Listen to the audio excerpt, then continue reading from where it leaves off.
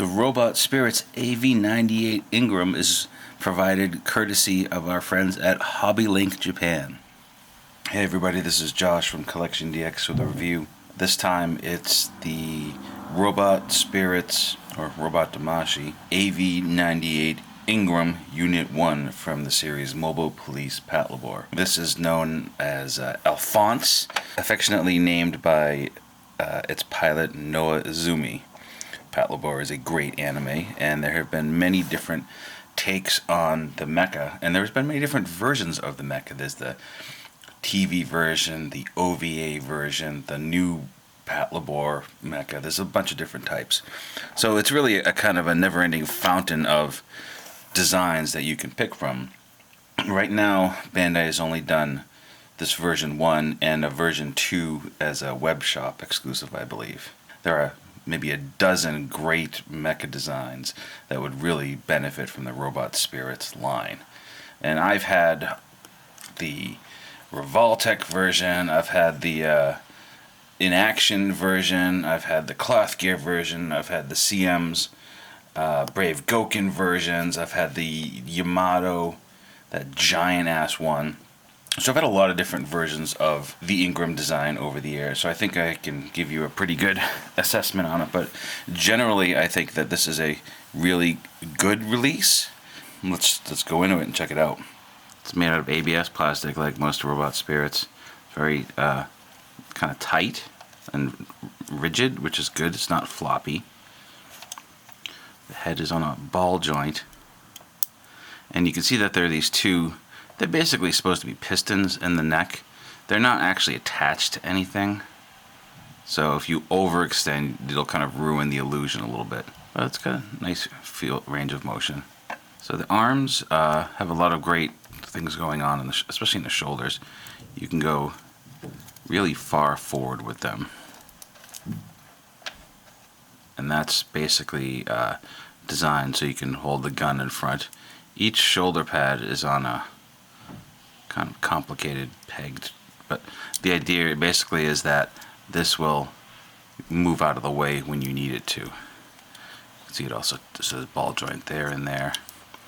I guess the only thing you want to be cautious of when you're posing, make sure like the shoulder pad isn't all whacked out. You have a elbow, which has a pretty, it's not bad.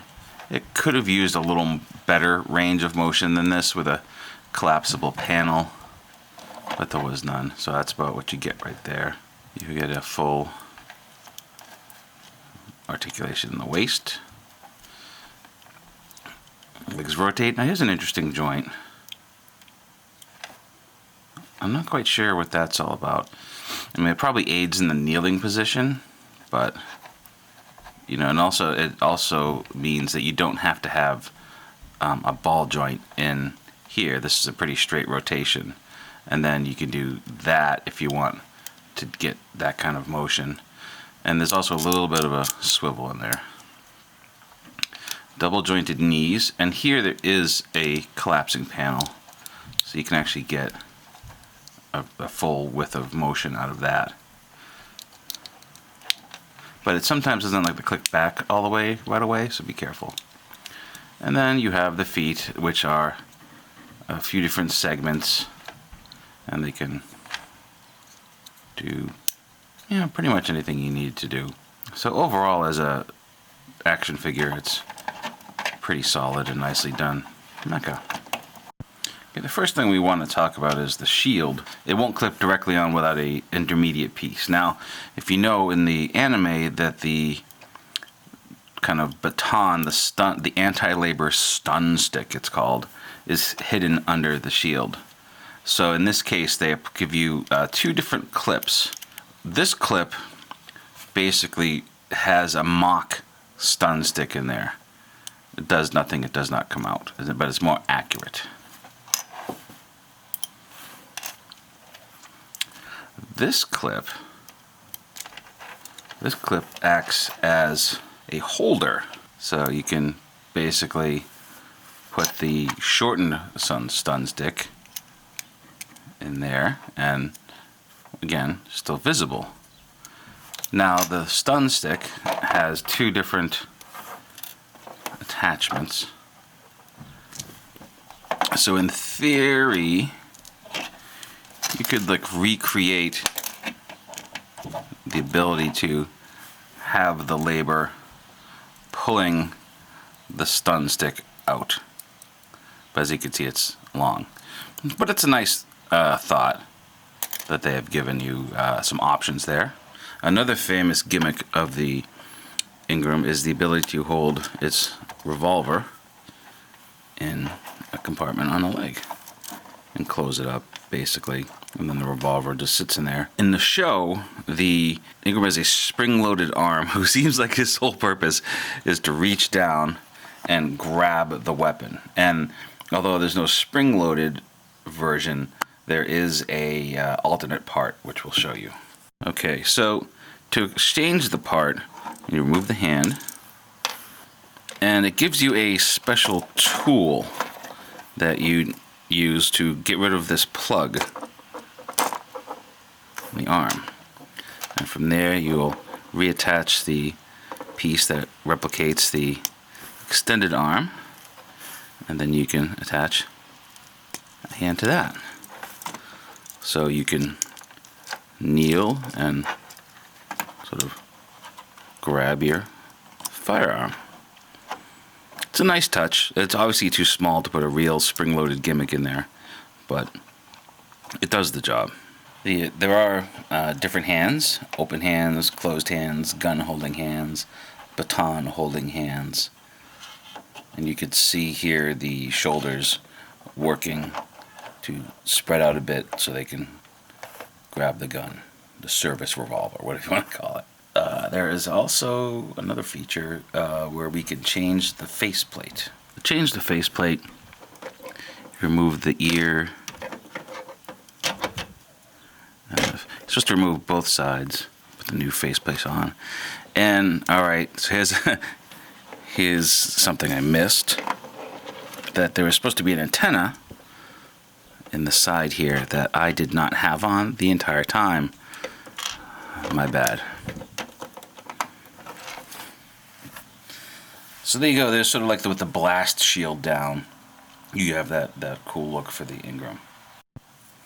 On the back of the figure, there's this little clip which was used to, I think, hold a weapon in other iterations of the Ingram.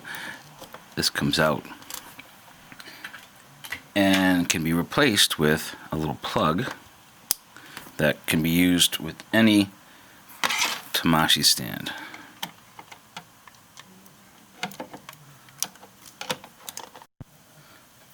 The Tamashii stands are really well done. You can, give it a running pose, because the Ingrams do sort of run kind of goofy when they're running around.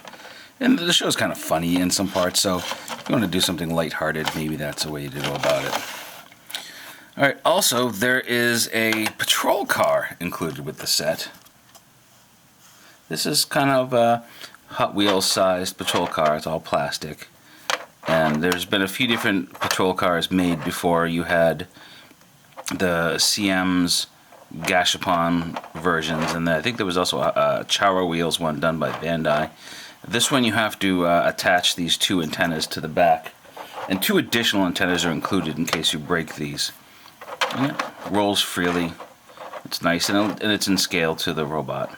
So I think it's a pretty cool toy. It's a well done version of Ingram.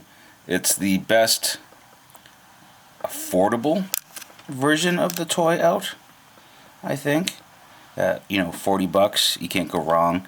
There are much nicer versions. I think the vintage version is nice. I think the CM's ones are really nicely done. And I think the Yamato one is just amazing.